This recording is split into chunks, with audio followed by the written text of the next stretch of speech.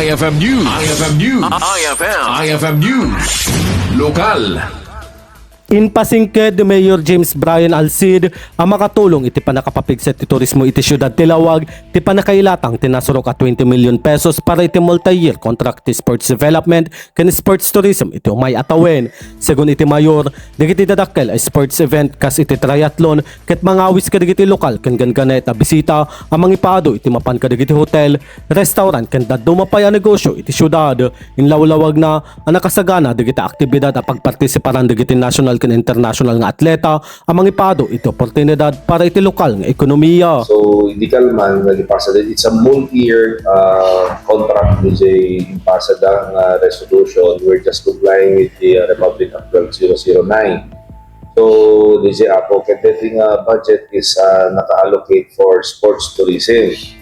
Kadya kadakkel Apo no ding kita syempre dakkel nga mga MDJ agsubli ka datay nga revenue within the city is ako get baka times 30 agsubli nga revenue.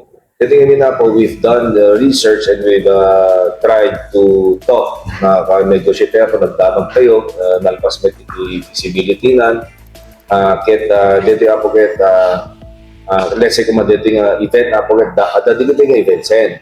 So the mesa the last event was held I think June, first week of June, iti revenue DJ city Apo is 250 million.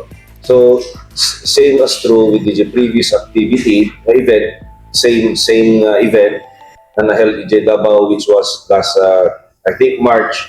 Iti revenue dapat lang Apo is 250 M and above. Kasunod dito nga revenue. Dito nga revenue Apo hanang nasubnek city.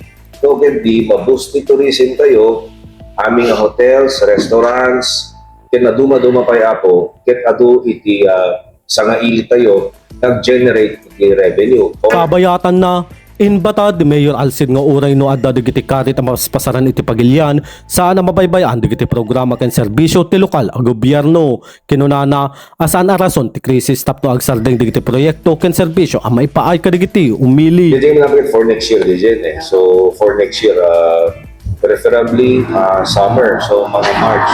So from Pamulinaw, dire-diretso. Pagno DJ, di tao, di foot traffic kayo ang increase ako. Akas magita yung amin, after Pamulinaw, Babasit events. So apay nga, kinang yung Babasit events, Babasit Mediti, umay nga tourists. Kaya, okay, crisis kung natin manin. Alangan may gradual talaga di crisis Siyempre, ano yung baga nga awan met intenti tulog ito city government kasi nang-intenti met ito transportation kinaduma-duma pa nga sectors nag-allocate met fund for the additional expense depression in gasolina, kuryente. So naligat met Apo no gapot a crisis yan nag-stop kilubong tayo anti-met makontrol dito pa na nato iti presyo iti crudo. So kaya sa we have to do something to address ito yung crisis to the Apo.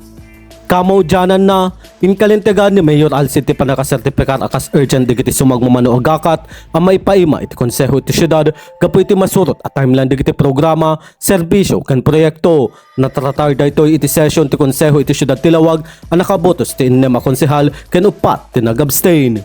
Para iti IFM News, Idol Rain Santos, Tatak, IFM. IFM News. IFM News. IFM News. Lokal.